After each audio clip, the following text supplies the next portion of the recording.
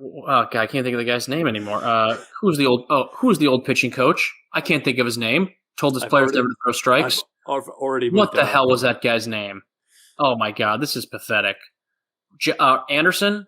Ron Anderson? Not Ron. Josh? No. Oh my God, Alex, this is terrible. What was his name? This is becoming very fun. It was like 5 months ago when he was Rick Anderson. Rick. I did. We're gonna cut this part. No, this is gonna be the pre-roll for the episode. Okay, so terrific. This is gonna great. Be, but Ron Anderson. Richard Arlen Anderson. Okay, great. Rick Anderson. Yeah, I don't even remember what we're talking about now. I'm so lost. This is gonna.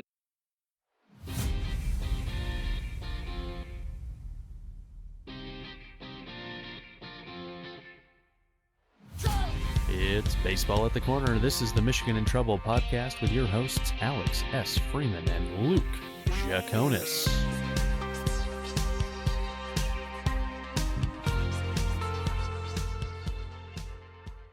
Hello and welcome to the Michigan and Trumbull podcast, the first episode of 2021 in the month of February. February 1st, as this episode hits your ears. Pitchers and catchers report this month, Luke Jaconis. Yes, they do. It's exciting times. Theoretically. Mm-hmm. Yeah. We'll see what happens. Yeah, it'll be all right. They'll be there. They'll hit the date. I have faith. Yeah. Now, Luke, not to give away your location, but you have, found yourself in the state of Florida. I have. I did it. You may have found that a new best friend. Tigers already there. Yeah, I might have made a few new friends already. I have moved. I've relocated from cold Illinois to sunny Florida, and boy, are my arms tired. I think everything's pretty good. It made the drive. It was a long week getting down here. I drove from Illinois Monday of last week, stopped in Alabama for a few nights, saw my grandparents, my aunt, my brother, then kept going. I got up Thursday morning, continued down south, I-75 for many, many, many, many, many miles, and eventually I landed in Naples, Florida. So if you see me around and about in Naples, say hey and buy me a beer, because that's what you do to people who are new to town. So, and not to bury your lead, I have some new friends, so I'm pretty in demand. What can you say? Tell us about your friends, Luke. So last night I was out to dinner, lovely dinner in downtown Naples, Fifth Avenue, a little restaurant called, I'm going to butcher the name, I'm sure, which is a shame because I'm Italian, but Osteria Tulia. I think I got it. Yeah, Tulia Osteria. I don't know, something like that. Pretty good. Sponsor, so good. Sponsors, a restaurant sponsoring us. Yeah, so good. I can't remember the name, but damn good pizza and really good drinks and apps. Definitely check them out. And as I'm leaving dinner, at least I know how to get there. Yeah, it's true. Yeah. It's true. As I'm leaving dinner, I'm walking back to the car to drop off my leftovers because I ate so many pieces of bread and filled them on so many apps. I couldn't finish my main course because I'm a wimpy baby. Taking the leftovers back to the car. As I'm walking back to the restaurant, who do I see sitting outside? Our very own Detroit Tigers, Nico Goodrum. Crazy. I said, hey, what's up, man? I didn't linger, wasn't a creep or anything. It was like a 5-second interaction. But, said, hey, what's up, man? Big fan. Good luck this year. Go Tigers. Gave him a fist bump and on my way. That's so, best friends. That's an interesting thing about the sport of baseball is that, I have to imagine that in general, Nico Goodrum, could probably just walk around Naples and no one would really... Yeah. Your general public would not recognize Nico Goodrum. Yeah. But maybe. But I'm not going to hold my breath on it either. Yeah, there's only so many superstar mainstream guys. And we follow the sport, and if I'm walking in the streets of LA, I probably would not recognize an Angel if they walked past me outside of Mike Trout. Pujols, yeah. Honestly, those are probably the two guys. Oh, I know those guys, and I was like, that guy.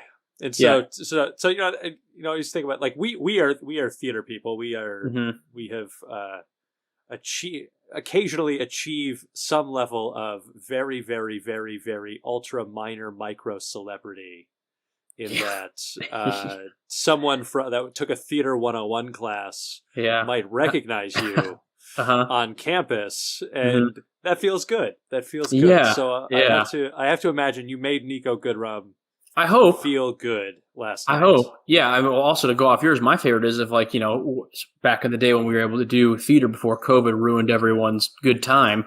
You're doing your 2-show days at your summer stock gig. You're at the buffet fueling up so you can get into show 2. And some 75-year-old woman is like, "You were just beautiful tonight. I thought you were charming." And you're like, "I'm just trying to load up on some mashed potatoes and fried chicken, but thank you so much. Thank you so much, ma'am. I'm trying to just mouge down on this salad bar right now, lady. But thank you for coming. I appreciate it." No, yeah, it was cool. I mean, it was a super chill interaction. I'm not going to make it. I didn't ask for the pic, didn't go for the autograph because I'm not gonna. What am I gonna? I'm a grown man. He's a grown man. He's like 2 years older than me. It's like I'm not like a little kid, but he was cool. He was chill. He was with other people. So I was like, "Hey, what's up, man?" Gave him a fist bump, and on I went. I think because I follow him on Instagram because he's legit one of my favorite players in the team. I believe he works out in Fort Myers because before coming to the Tigers, he was with the Twins organization.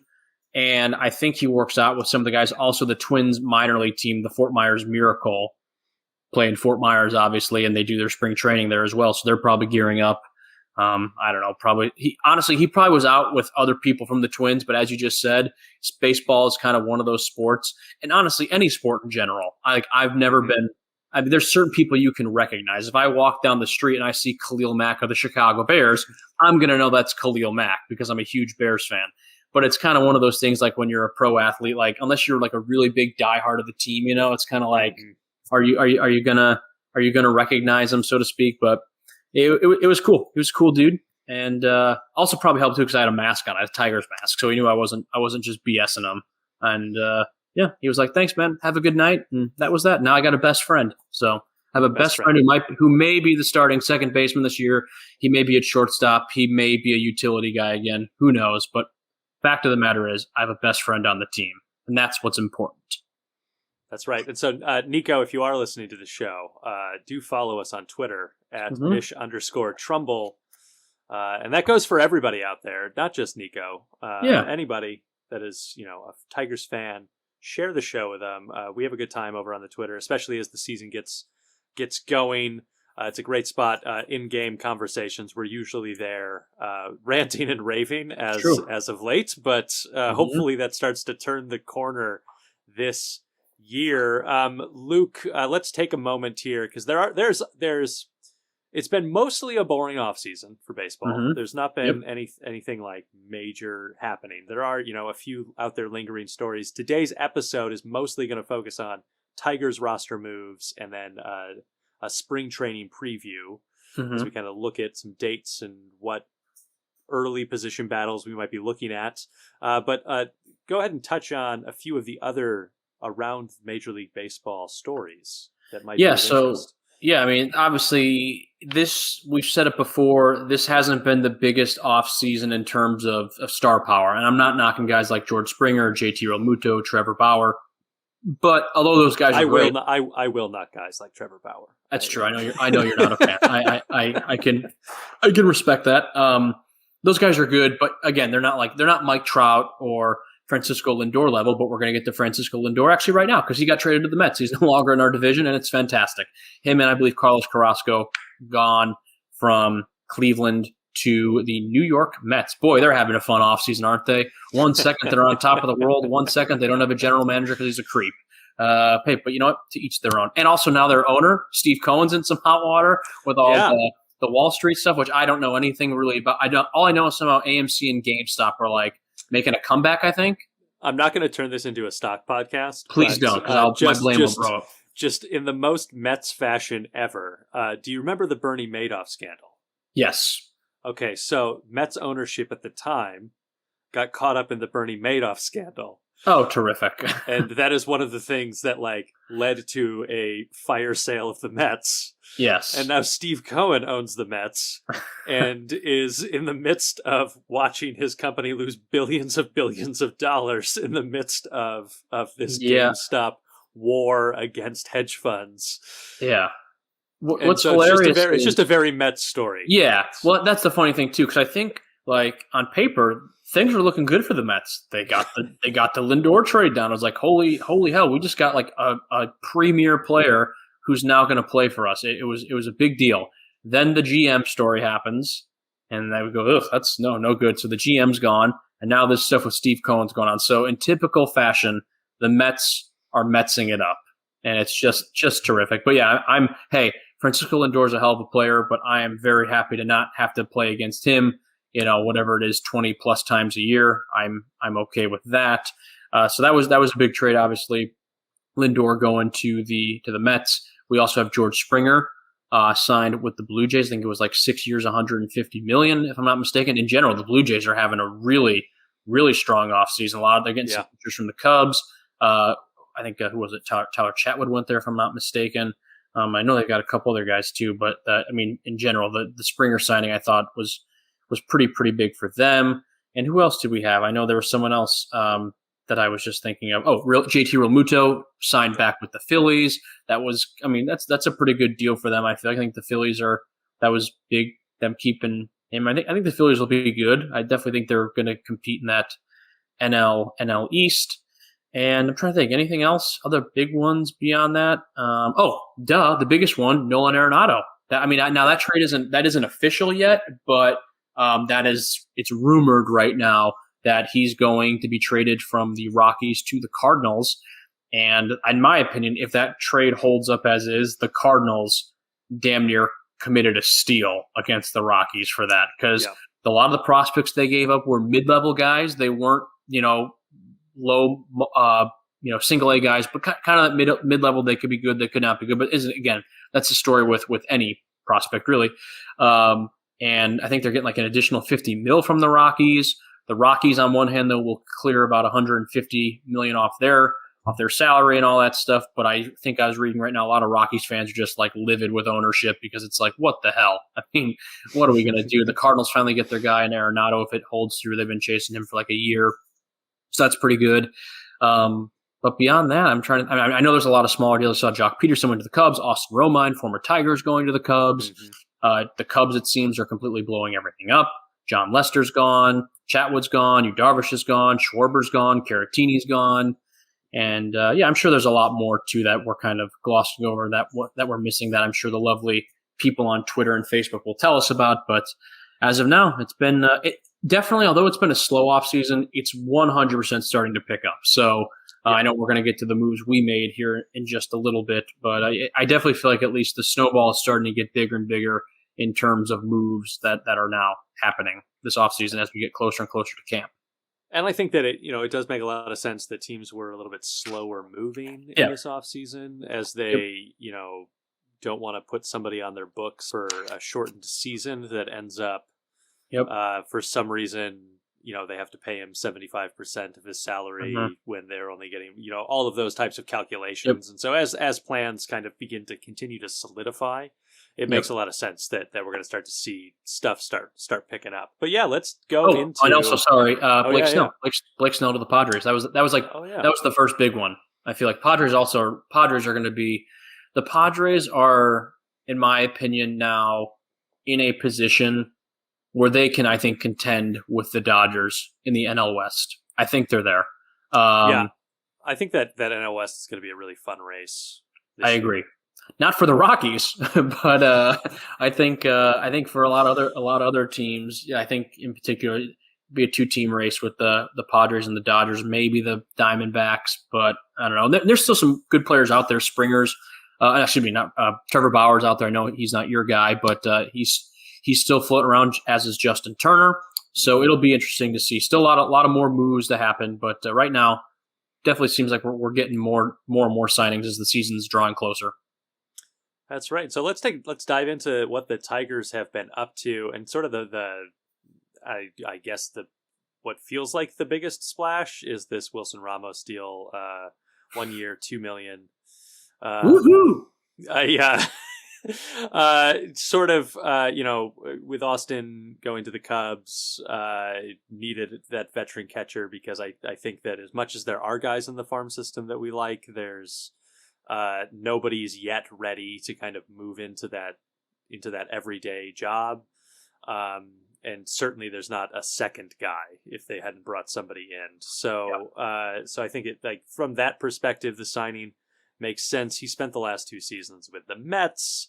Sergio Alcantara was designated for assignment to make room on the roster, which by my calculation just leaves Jose King in the organization of the prospects acquired from the Diamondbacks in the JD Martinez trade. Jose King was last seen at West Michigan. Not that he's missing, we just haven't seen him play anywhere else since. So, Luke, what are your thoughts on the Wilson Ramos addition to the roster? I think it's good. I think that this we knew a move of this caliber was going to be made, whether it was Austin Romine coming back to Detroit or getting a guy like Wilson Ramos or Alex Avila, who I actually heard that there was rumors he was coming back. Maybe he was between, I believe, the Tigers and the Nationals. He ended up going with the Nationals. I think it was the Nationals. Don't quote me on that. I think it was definitely an East Coast team, but I can't remember off the top of my head.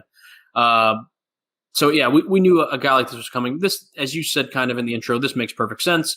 Helps have a veteran catcher kind of coach along your young up-and-coming prospects, i.e. Jake Rogers. There's been a lot of chit-chat lately that AJ Hinch has been talking about Jake Rogers, about getting him back into the fold, getting him back into the mix with this team, which I am a huge fan of. Obviously, you and I are big advocates for Jake coming up here and getting a fair shake. We definitely feel like thus far he has not been given that. So if this means more hopefully playing time and progression from Jake Rogers, being able to have a guy like Wilson Ramos kind of show him the ropes, I think it's great. I think you're definitely in a good spot. We've talked a lot about Griner and how we're kind of like, whatever happens with him happens. I know they signed, wasn't it Dustin Garneau, I think, to a minor league deal or a one year deal, something like that earlier on in the offseason. So got some catching depth there. And Haas got outrighted to the minors. So he's in the minors right now too, if it comes down to it. Also got Dylan Dingler roaming around. So we definitely have a lot of different catchers kind of in the mix.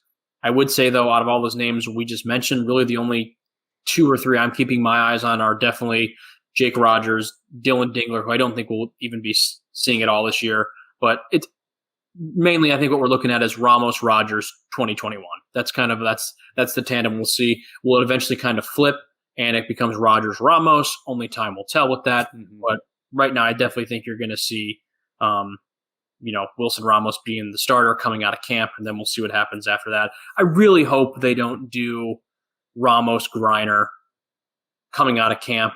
I mean, even if Grayson Griner has like a spectacular, the only way I could see that happening is if Grayson Griner has a beast of a camp and Jake Rogers absolutely just craps the bed.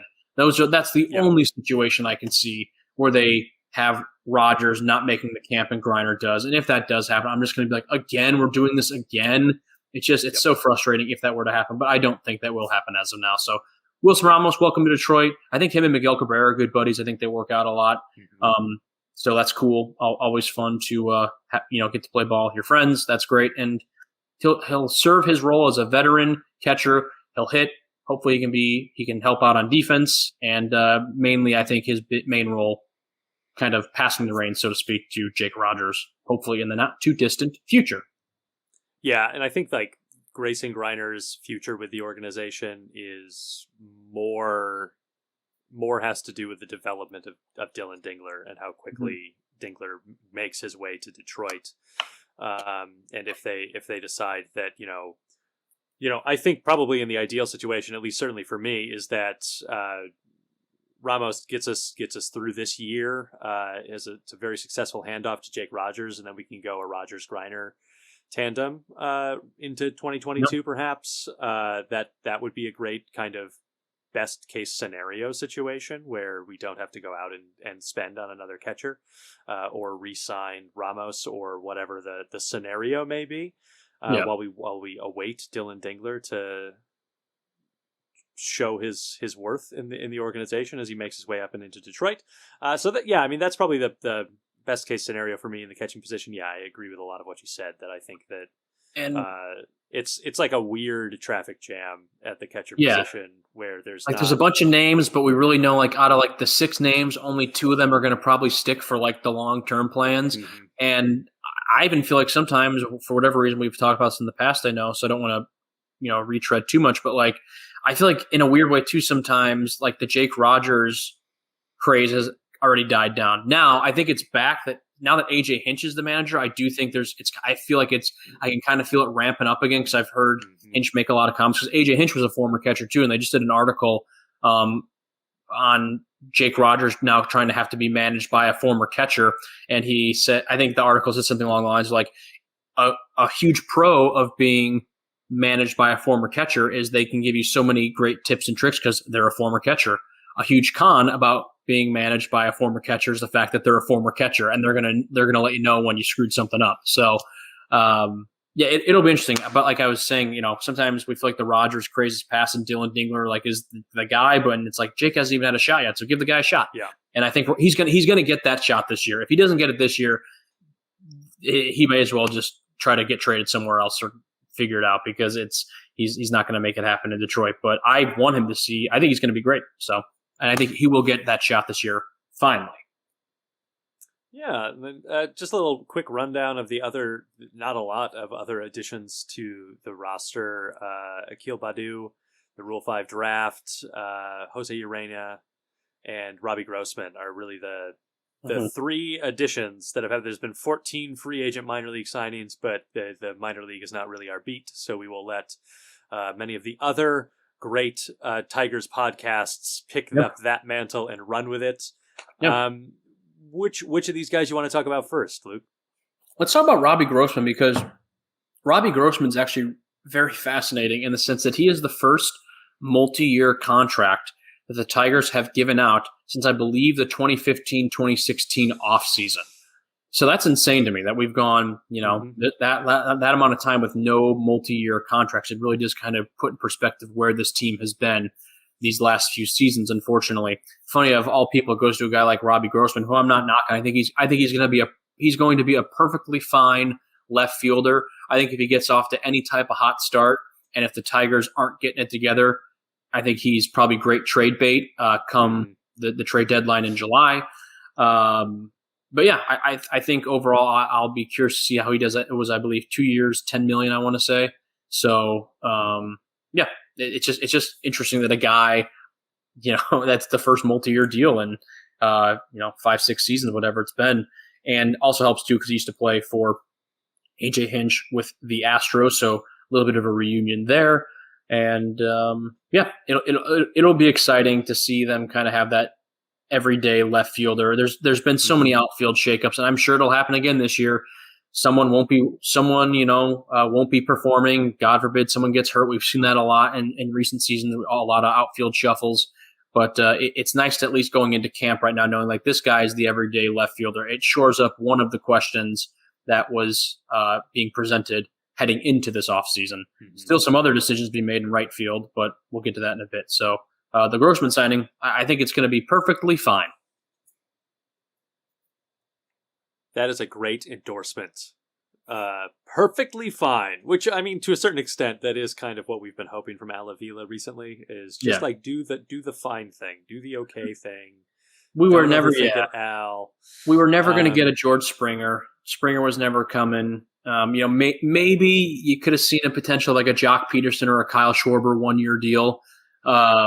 But even then, so this, it's a deal. We were kind of like, yep, this is a kind of paint by numbers, what they probably should be doing in this moment. They go out and get a guy who's got some experience, and we'll see how he does. I have no doubt in my mind he'll be a good fit. I think that like next year, the Tigers will hopefully be in a position for those kind of deals. Because I just think that the roster's not.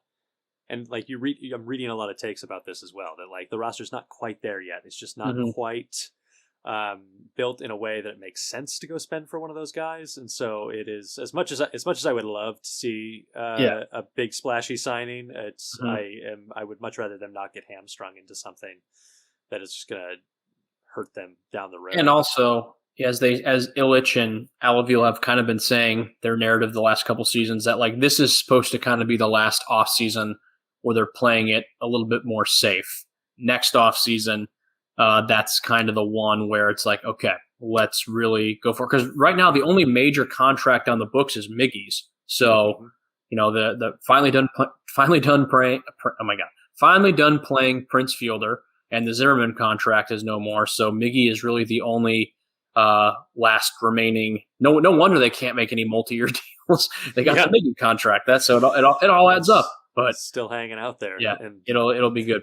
It'll be the good. Scars of Prince Fielder are hanging out there too. Unfortunate end for Prince's career, but man, that dude's got it made in the shade. Was getting paid up till last year. Hadn't played a game for the Tigers since what was it, 2014? I want to say. So yeah, good for him. Good for you, Prince. Well done. Well done. I also want to talk about Badu from the Rule 5 draft hasn't really played baseball since 2019 because he had Tommy John surgery and there was no minor league season last year. So he, the thing of the Rule 5 draft is he's got to be on the roster. So we're likely going to see him pinch running as he goes through this season. That seems like the likely spot that we're going to see him. But there's an exciting future for him if he can develop, because he is, he's only 22. He's got some okay stats, like they're all from the minors, not a lot of experience, but hitting 249 at the minor leagues at all levels. So some work to be done, but we'll see him in the base paths a few times during this season, and we'll get a few quick looks at him, and then Jose Urena. I don't know how I feel about that signing. I feel like we have a starting rotation that is a pitching rotation that kind of makes me go, fine, I don't know. And I feel like we just kind of like added another guy that kind of makes me go, fine, I don't know. So what's going on with both those guys? First of all, how do you pronounce that guy's name? Akil Badu, right? Akil Badu. That's what I've gone with. I've been trying to pronounce it all off season, but that's what I'm going with until I hear what the guys on the broadcast team say this season. But Akil Badu and Urania are two interesting cases because I think they're pretty much exact carbon copies of signings last off season. Who was the guy we had? And he's on the team where he went to Pittsburgh. Troy Stokes Jr. Right? I feel like Badu's replacing him. And Urania is now just replacing Ivan Nova. That's pretty much what they are. So I'll look at Badu first. The way I look at him is I think right now, at least, and maybe has a great camp and he kind of shows us something, and if that's the case, awesome.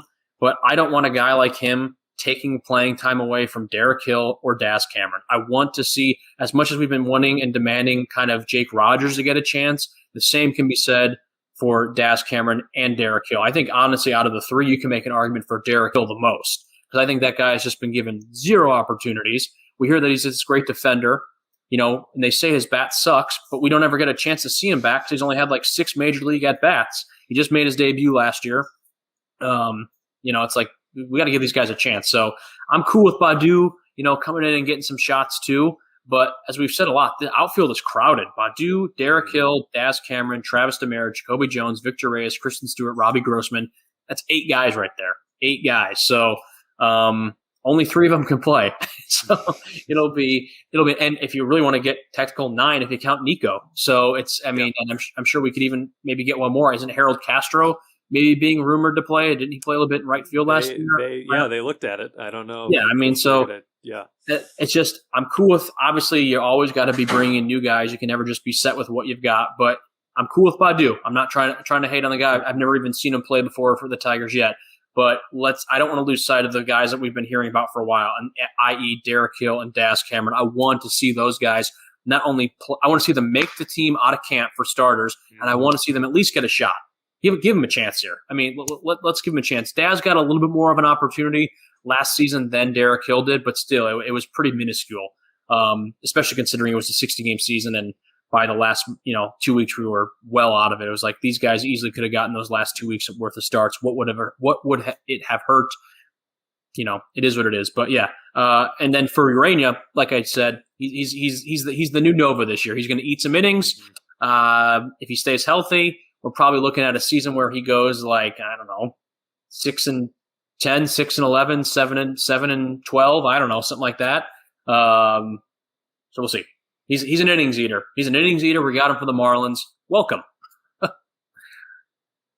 With that, let's look at some of the subtractions to the roster. We released Brandon Dixon, who's my favorite piece of the reporting. He's looking for work in Japan.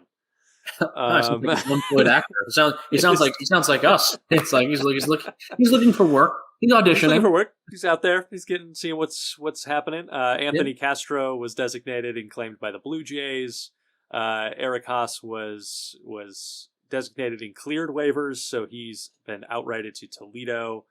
Troy Stokes Jr., as you just said, was designated and claimed by the Pirates. So not like a ton of, again, sure, why not? Shout out to Brandon Dixon. As odd as it sounds, not that I hate to bring up this season, but 2019, he led the team in home runs. So, woohoo. I think he led the team with either 14 or 16 home runs. Either way, nothing to be proud of when you talk about the 2019 season, but he's the one guy. Castro, I don't really have, so I know he pitched a little bit last year.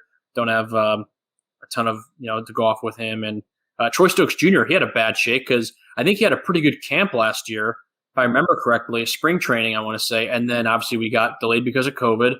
And then didn't he break his hand in he broke his hand at some point. He had to have surgery. I don't know if it was in spring training or if it was when we started doing inter squad games in July before we got going with 60. But either way, he got hurt. He had to have surgery, and that was it. So he just kind of had a bad shake, unfortunately. Then a couple other names we haven't mentioned yet: Crone and Scope. Still no real idea what's going on there. Yeah, that's this makes sense though that we haven't heard anything because like we especially with, maybe not so much with Scope because he had a pretty solid year last year prior to the injury, but Chrome we expected more or less of this just because he's coming off an injured season. So and he just cleared for contact. So he's just back from that injury. So yeah, that one makes sense to me. I think it is like encouraging for the Detroit Tigers that no one has signed Scope yet. That hasn't unfolded. And so that might mean that the market for him is a little bit lower and colder than we might have worried that it was going to be. And so perhaps that is an encouraging sign that he will be back on the roster this year because I would love to see both these guys back. Mostly CJ because we got shortchanged with him so badly because it was already a shortened season and then he got hurt. And then Scope, I think, was one of the great surprises of the roster last year. Yeah, most definitely. I think out of the two I think we have more of a chance of seeing Crone back than Scope. I feel like Scope will just kind of draw more kind of buzz and attention, but I would gladly welcome either of these guys back. Personally, for me, if it was like you could only have one or the other, I would go the route of Crone for everything you just said. We were kind of shortchanged with him. We know he can hit. We know he can mash the ball. Unfortunately, due to an injury last year, it cut that short. So also, if you put CJ Crone at first, it then can be like, okay, Miguel Cabrera won't have to play here. I know we're going to get that in a little bit. And B, Jamer doesn't have to play here. Keep Jamer at third. I want him to play at third. He's a hell of a defensive third baseman. He's coming off the best season of his career. This could really be, I think, a breakout year for him, kind of building off his success in 2020. Let him play where he's comfortable. Get Crone back. We got shortchanged with them last year. And then, boom, your corners are done. Shortstop, that's kind of up in the air. It sounds like it's going to be Willie Castro. And then second base, too, is kind of a free-for-all right now.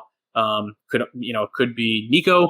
We're going to get to it in a bit, I know, as well. Paredes might be going there. Harold Castro. The list kind of goes on and on. Or then maybe you do see Scope come back. Or another second baseman that we haven't heard of. I did hear some reports that the Tigers were linked to maybe Colton Wong from the Cardinals. So he'd be great. That guy, dude is fast. He'd be great to put at the top of the lineup. So we'll see. It's going to be interesting. But yeah, I think out of the two, do you agree with that? If you could only choose one or the other, who would you go, Alex, Crone or Scope?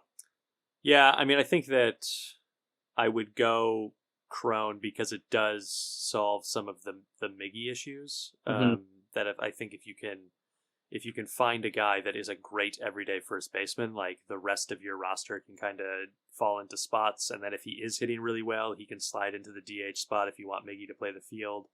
Or, I think you get a little bit more flexibility out of the roster if you have a strong option at first base. I did like the way Scope hit.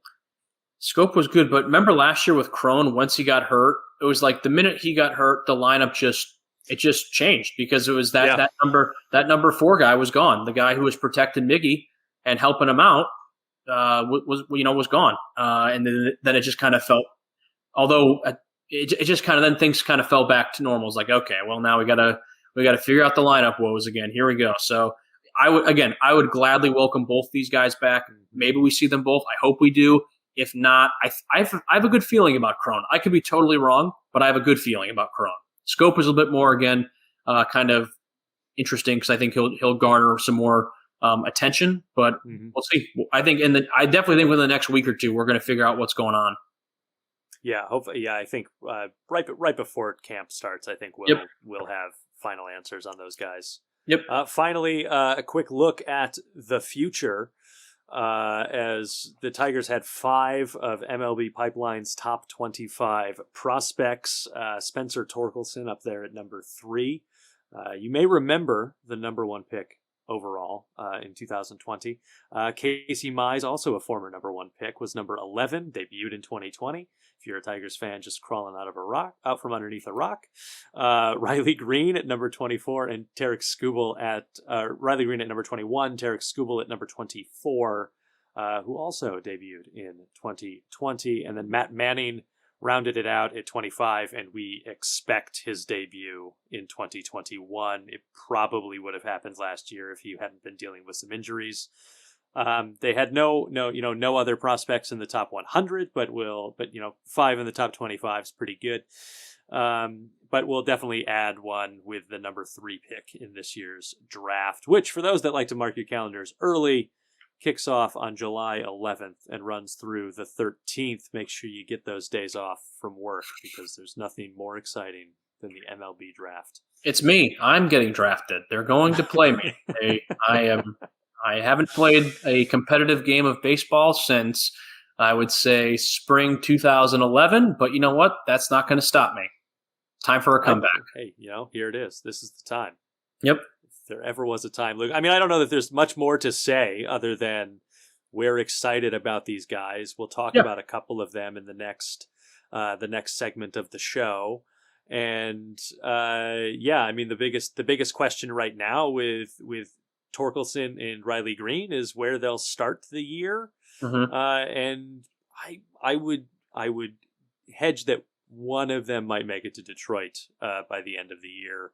I think that I have very little doubt that they'll both be in Toledo by the end of the year. Yeah, I think definitely Toledo is a certainty. I think it'll just kind of depend how they both do. I'm assuming they have them on some sort of kind of progression chart, and they almost as they limit innings for pitchers. They probably do the same thing in a different way. Obviously for position players. So yeah, monitoring those at bats, monitoring their progress, their health, how they're just dealing with everything. Are they having success in the minor league levels? All those factors will determine if we get to see them in Comerica this year.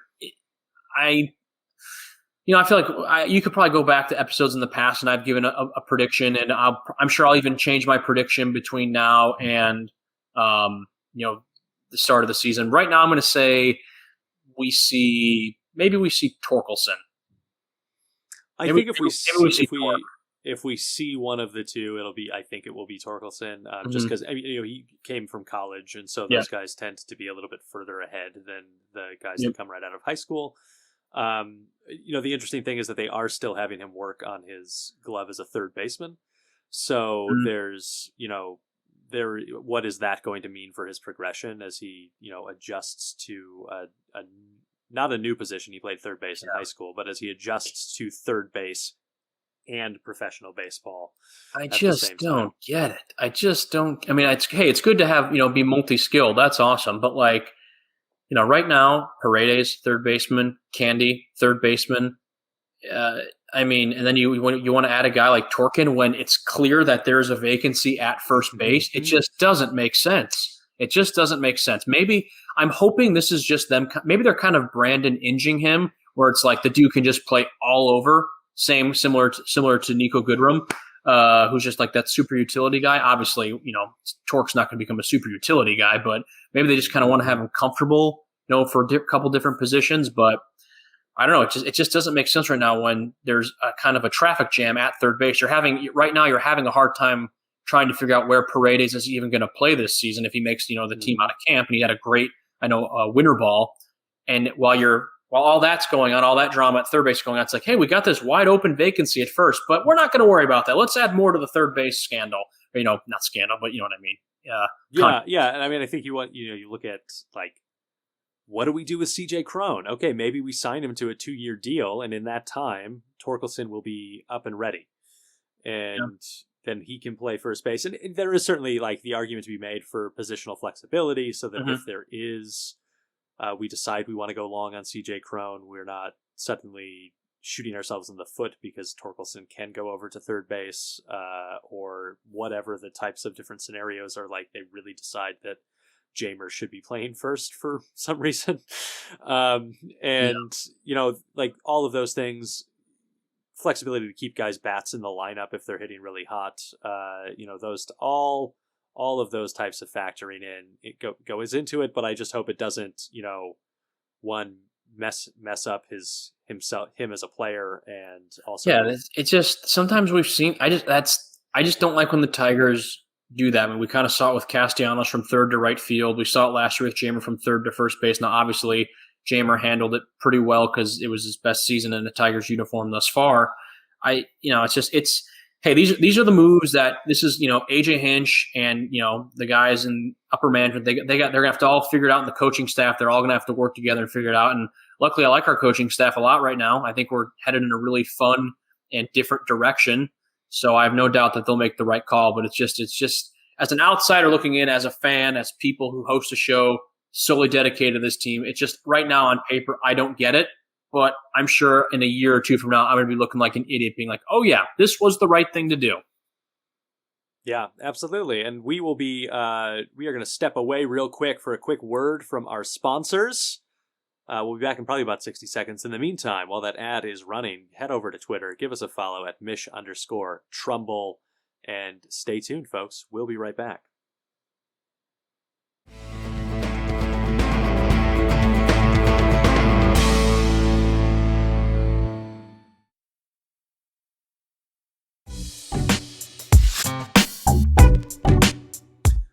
We are back here at Michigan and Trumbull, turning our attention to spring training. Just a few, key dates that we want to talk about as currently scheduled, because we do want to note that the Cactus League has had a little pushback from government officials about getting started in Arizona. No word yet on how that may impact some of the spring training schedule. So far, they seem to be ignoring it because while the cities in Arizona are pushing back on it, they are continuing to have other professional sports play games with fans in the stadium. So it's falling a bit on deaf ears that they don't want spring training to get underway. But February 11th, pitchers and catchers report. February 17th, pitchers and catchers have their first workout and position players report. And the 22nd of February, first full squad workout with the first spring training game scheduled for February 27th against the Yankees, with a scrimmage the day before on the 26th, the traditional scrimmage against Southeastern University. And as of recording, the plan looks to be between 20 and 25% capacity in the stands for games at Joker Marchant. Masks are going to be required, seating in groups that are 6 feet apart. And first dibs going to season ticket holders. I was on the website today trying to see if I could buy single game tickets. You cannot yet, but you can log in if you are a 2021 season ticket holder to get yours. All right. Luke, all right. You're kicking around Florida.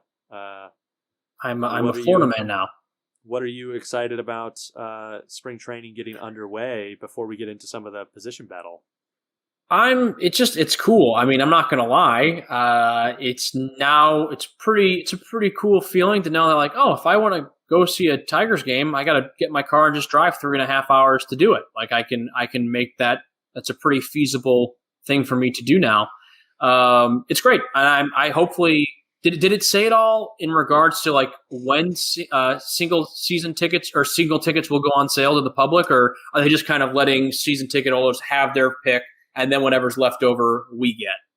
That's kind of my impression, and I think that, like right now, I don't even know that season ticket holders are like actually purchasing tickets. I think they might just be registering interest, because I think that there's still some these plans are not like fully approved by all the. Nothing is official yet, right? Yeah, it's like is this more than the proposal, the 25% capacity, the mass, the distancing? all that and this is like what the Tigers have worked out with the city of Lakeland. So like it's at least there. I think now it's at probably the state authority and maybe Major League Baseball. I'm not quite sure who all has approval authority here.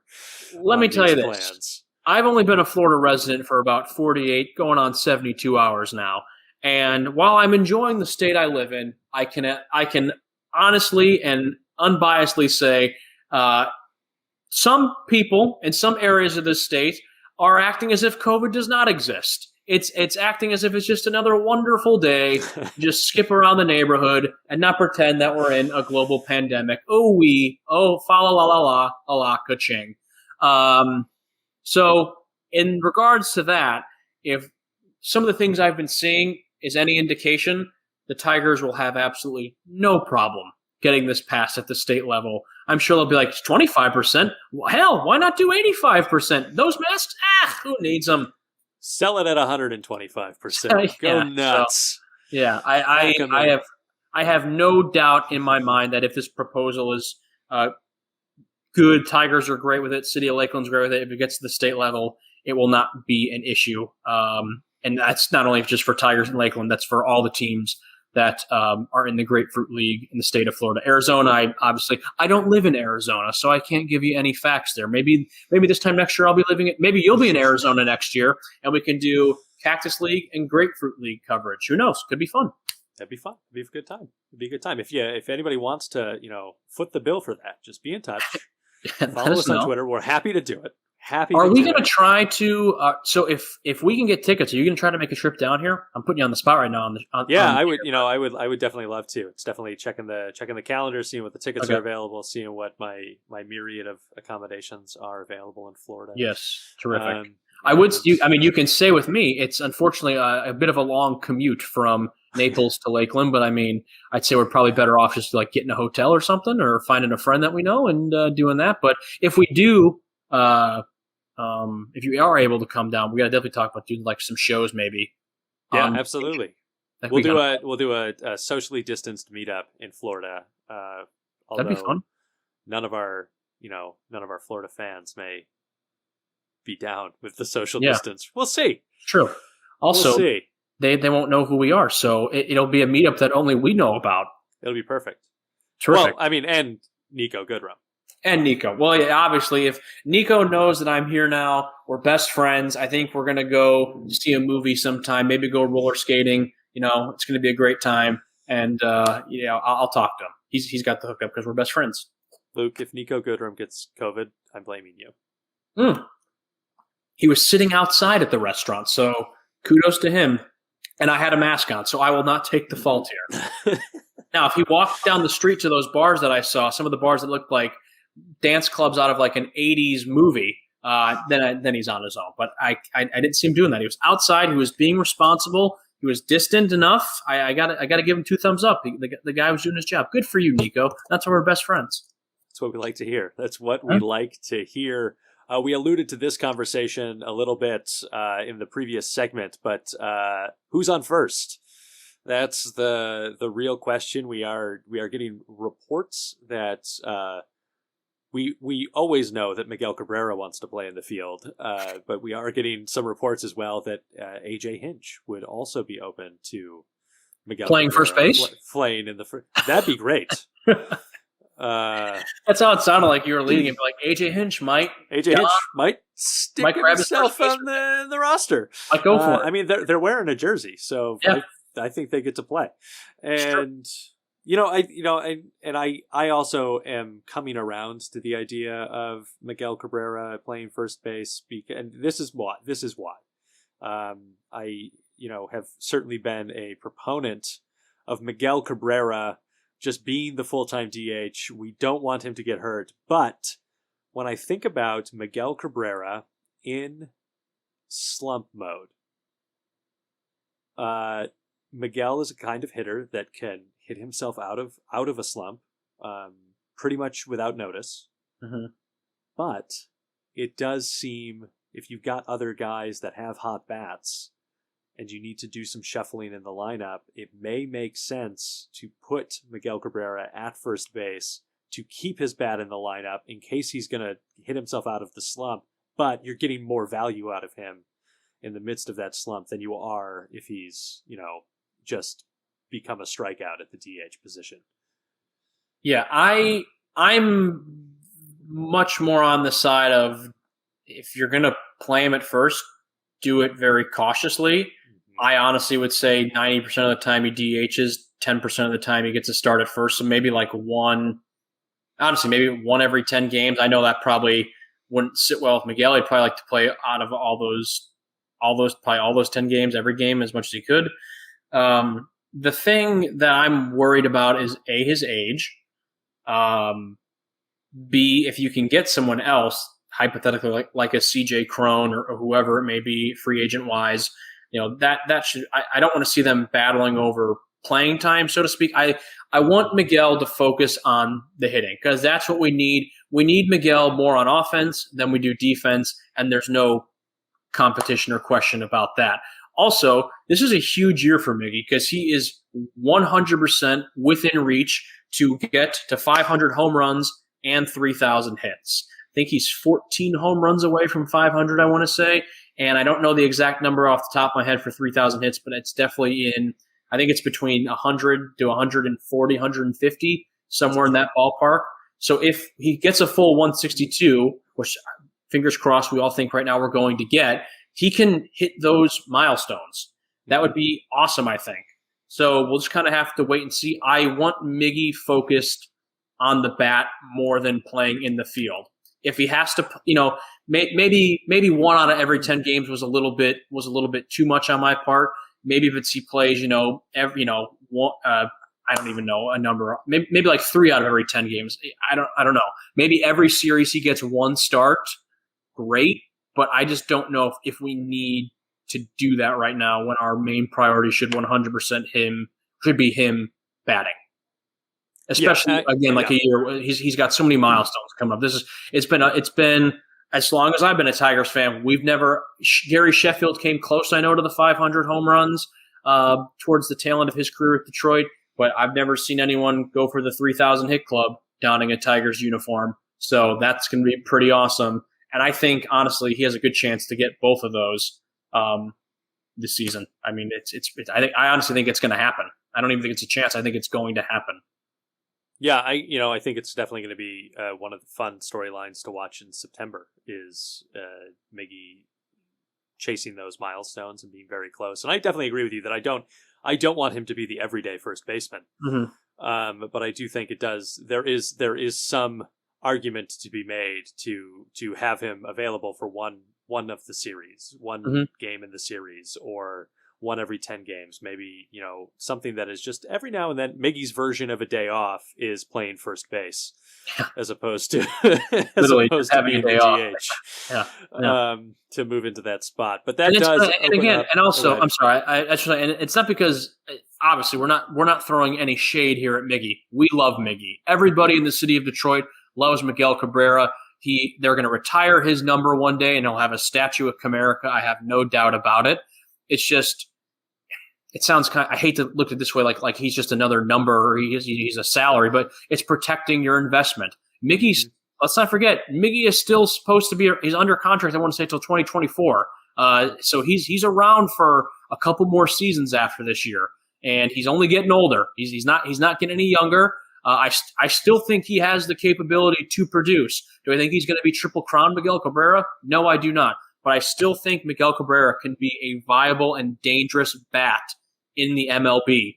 And that's why I want his sole focus to be that and not worrying about playing first base, where then we may have to worry about, out of nowhere injury. I mean, we saw with CJ Cron this last year. Yep. CJ Cron didn't get hurt because of taking, getting hit in the face or, whatever with a ball. And Cron also got hit by pitches a lot last year, but none of them did him in. Yeah.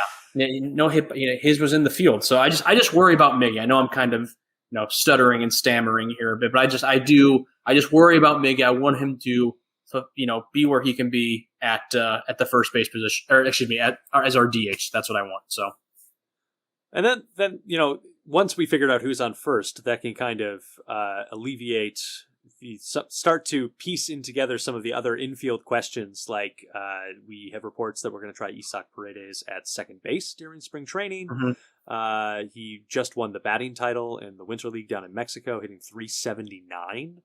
I love Isaac Paredes. And then the other question, obviously, the other big question of the infield is, where does Jamer go in this scenario? Obviously, what you may be, maybe they should try Isaac at shortstop. Honestly, I feel like he's going to get. I think they're going to really, and I will agree. I will say this. AJ Hinch had a good comment about Isaac Paredes potentially playing second. It was pretty much be like, what does he have to lose? I mean, if it gives him better chance to make the team out of spring training, great. We want him to make the team. If he can make the team by maybe getting another position under his belt, awesome. So I don't have an issue with that. I don't feel like they're definitely not kind of doing the forcing thing, I feel like, with Paredes at second as they are with Torque at third. And I don't even know if it's necessarily forcing Torque at third. And again, I already gave my opinions on that. It just seems kind of weird and out of the ordinary a little bit. But I don't know. It's going to be interesting to see what this infield is going to look like come opening day. There are a lot of different options of guys who could fill different holes, and it's just going to be fascinating to me to see how it all shakes up. I think Jamer at third is a pretty definite. I feel like Willie Castro is going to be the guy at short. Maybe they put him at second. Definitely somewhere in the middle infield. Nico as well, I think, might get moved from short to second. I don't know. It's going to be very interesting to see. Yeah, it'll be very interesting to kind of, not in the rundown and not in many of the commentaries that I'm reading are what kind of is going to happen with Nico Goodrum. Mm-hmm. You obviously did not ask him at dinner the other day what the team is thinking about his position, but I do think that that's a piece of this infield puzzle as well. Is like what does that look like? Does that mean? And obviously a Scope signing would also add some solid foundation to this infield. Is as much as, and we'll talk about the outfield in just a moment, as much as the outfield is like this kind of wealth of guys.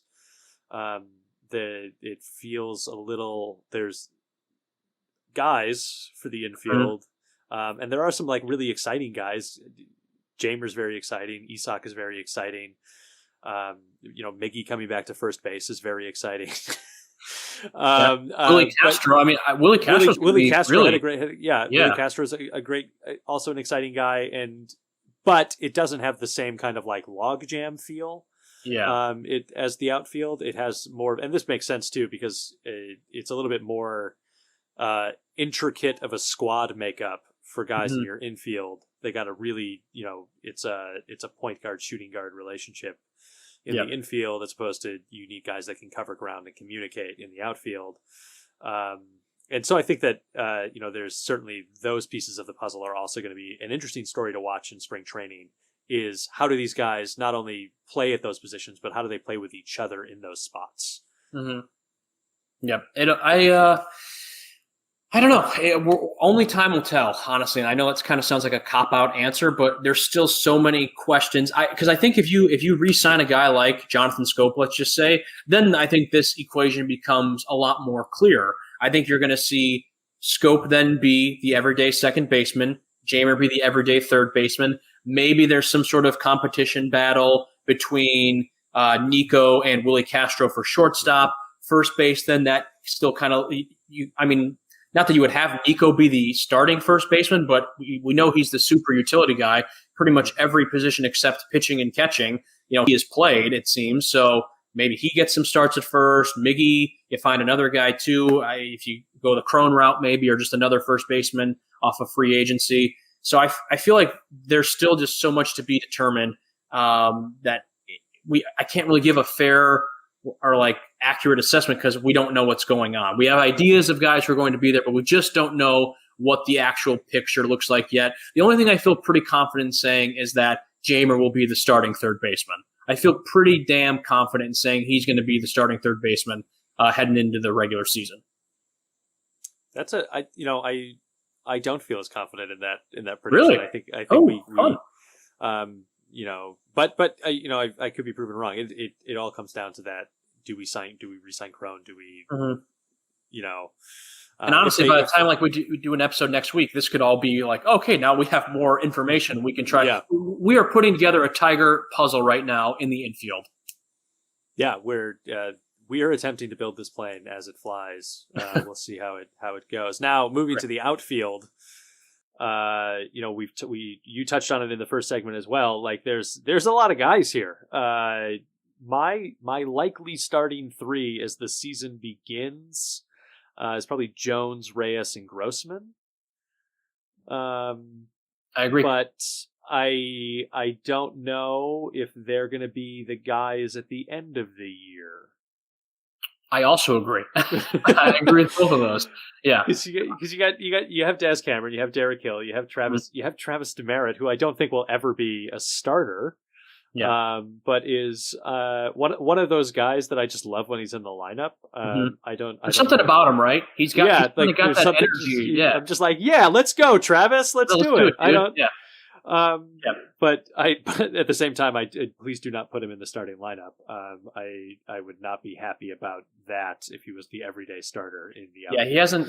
Although I like that kind of that energy when he gets that start here and there. I haven't seen enough yet from him to be like, okay, yeah, he should be going out there and getting it. I think we talked about it earlier in the episode. I think Robbie Grossman is definitely the starting left fielder. Jacoby Jones, 100% the starting center fielder.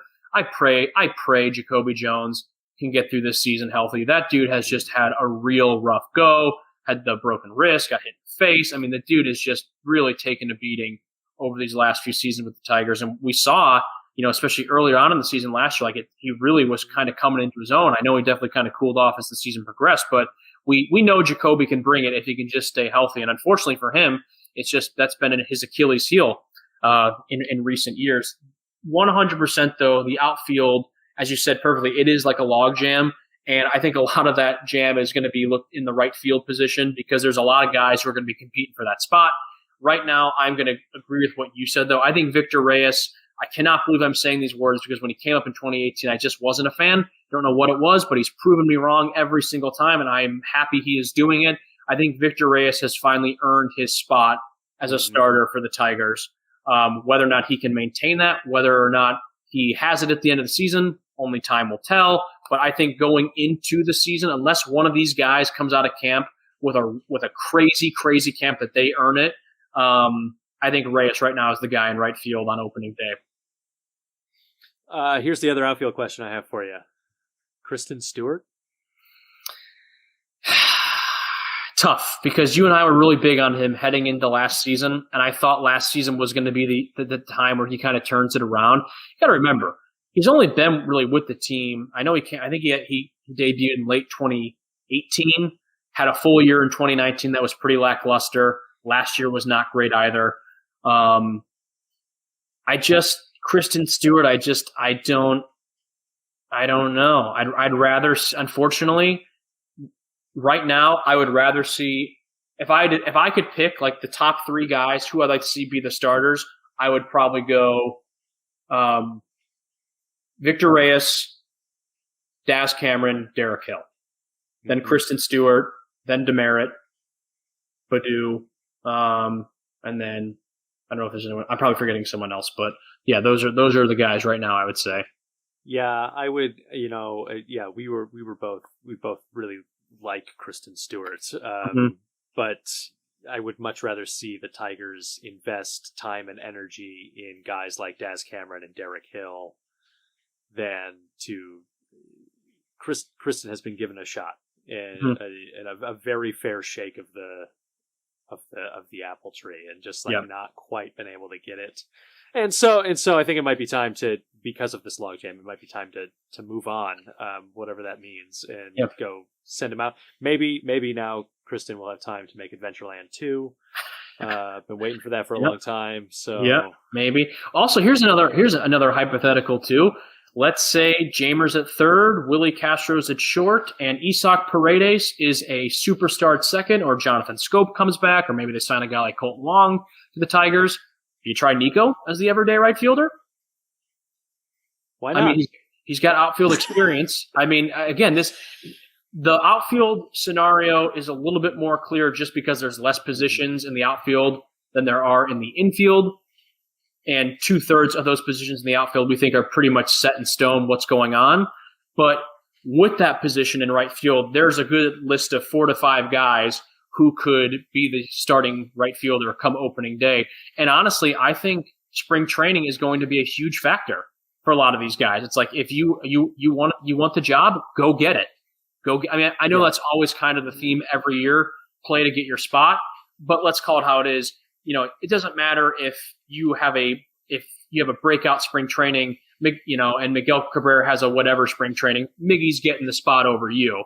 But in the terms of the outfield, like right field right now it really is kind of winner take all, I think. So it'll be interesting. If Victor Reyes has a terrible spring training and maybe a guy like Daz Cameron or Kristen Stewart has a phenomenal spring training, then maybe that's how it goes. Who knows? Only time will tell with that one, too, unfortunately, just because we just got to see how the events of spring training, how they all unfold. And finally, the pitching pitcher. Staff. First, all reports are that the pitching staff loves Chris Fetter. We love it. Nothing against Richard Arlen Anderson. Not Ron Anderson. Rick Anderson to the uninitiated. But he has sent out long emails to all these guys. He's been on the phone with these guys. He's been texting with these guys about very specific analytics to all of their games. Some things that are very small tweaks that they can work on before coming into camp, and then some longer term stuff that he wants to work on with all these guys. And it just, I think it was absolutely Norris who said this. As I think about the thing I'm about to say, he goes, he's dreaming about our game. In a way. And I was like, that was obviously Daniel Norris that said this. Yep. But and it certainly sounds like, and all of these guys also, I want to make clear, as they have talked about how much they love Chris Fetter, they have also made sure to mention how much they enjoyed working with Rick Anderson. Yeah. That they are doing a very nice job of not being disrespectful to Rick. And I also want to join them in that. I think Rick was in a very bad spot and did the best that he could with a really bad hand. But I am equally super excited about Chris Fetter as all of these guys, because I think he's going to do some really incredible work. I think it's important to remember with guys like Rick Anderson and in more particular Ron Gardenhire, I think that if the day comes the Tigers ever win a World Series, they need to send them an honorary World Series ring, because although they weren't a part of it, they were kind of a part of it. So just saying that. But I agree with you. Chris Fetter, from everything I've been reading and seeing on Twitter and just kind of quotes from certain players, the pitchers obviously in particular, guy seems to be dynamite right now. Everyone's really flowing. I think it's great. I love where this coaching staff is at right now. I have to give Al Avila major props. I think he did a bang-up job going out and getting Hinch, and then let Hinch kind of assemble his squad of guys that he wants to go into battle with. I am incredibly happy, and I cannot wait to see what this new staff of coaches does. I think it's going to be really, really special. And I also think with a lot of the coaching staff, and we'll get back into the pitchers in just a second, but I think with a lot of this coaching staff is, and AJ Hinch in particular, is that I'm hearing an understanding of where the roster is, but not in a way that makes me feel like they're going to lay down and die. Yep. which I feel like there's been a sense of that in Tigerdom, not necessarily from Ron Gardenhire and those guys, but there was like always like, well, we're not going to win a World Series this year, so like whatever. But I think that there is a new sense from AJ Hinch of like, we are going to go out every single day and compete as hard as we can, and we're going to get better every day, and then this season we're going to fight as hard as we can. Next season we're going to fight as hard as we can, and then eventually fighting as hard as we can means we're fighting for a World Series. Yep. You are right. There's a different already kind of attitude with this team. You can feel it. I can't wait to see how everyone's feeling, when they get down to Lakeland in the coming weeks and they start, kind of gelling and all these personalities are together. These guys who have been here, the players, and then obviously welcoming in all these new coaches, because a lot of these coaches, it's their rookie season. Guys like, for Hinch and Feder and everyone else. So it's great. It's great. I think it's going to be awesome. So then, a couple of the question, like, what does the rotation look like? You've got Boyd, Skubal, Mize, Trumbull, Norris, Urena. When does Matt Manning make his debut? These are kind of the big questions, the big question marks. So I guess, that's my big question to you, Luke, is what is your sense, desire, hope of what the rotation looks like? Okay, so I think Norris will start in the bullpen. I think we could easily see him be that guy who's the stop-start guy. We've been doing this for a while, and it's our first episode of 2021. God be with me. I think you could see him be that kind of guy who comes in here and there for the start.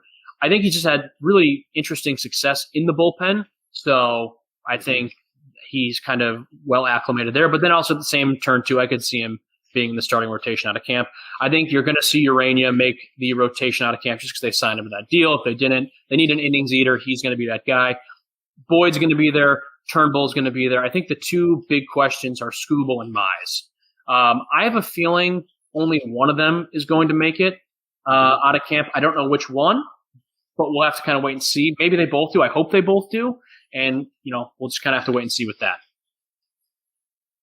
Yeah, I would agree that I think, a rotation that goes something like Turnbull, Boyd, Skubal, Mize, Urena, with Norris in the bullpen. So, because one of the nice things about having Norris in the bullpen is, one, we saw him have a lot of great success out of the bullpen last season. But it's really nice if one of your pitchers gets themselves into an early jam, to have a guy that is a starter, has been a starter, and can come out and just become the starter in the middle of the second inning. Can go to that kind of depth. And so I think that that's a really great tool that would be useful for the Tigers to have. And then it'll be interesting to see what happens when Manning makes his debut, how that ends up fitting in to what's going on. And I think obviously, what the record looks like is going to play into that to a certain extent.